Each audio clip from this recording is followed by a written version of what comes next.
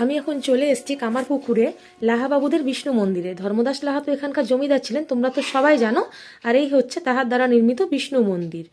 রামকৃষ্ণদেব লাহাবাবুদের পাঠশালাতে পড়াশোনা করতেন, কিন্তু ঠাকুরের পড়াশোনাতে সেরকম মন ছিল না। তিনি যখনই সময় পেতেন তিনি চলে আসতেন বন্ধু বান্ধবদের সঙ্গে, আর এই মন্দিরে বসে মা কালীর ছবি আঁকতেন।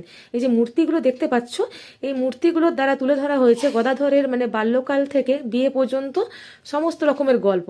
দেখো, এটা হচ্ছে একটা টেরাকোটার মন্দির।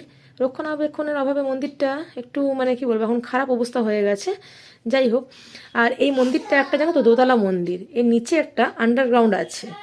বলা হয় যখন বর্গীদের আক্রমণ হতো সেই সময়, তখন লাহাবাবুরা সমস্ত গয়নাগাটি জিনিসপত্র নিয়ে এই আন্ডারগ্রাউন্ডে লুকিয়ে থাকতেন। তারপর আবার যখন বর্গীরা চলে যেত তখন তারা বেরিয়ে আসতেন। কামারপুকুরে অনেকগুলো দর্শনীয় স্থান আছে, তার মধ্যে লাহাবাবুদের এই বিষ্ণু মন্দির একটা অন্যতম স্থান। আর এখানে দেখো শালগ্রাম শিলা আছে, তোমরাও দর্শন করো।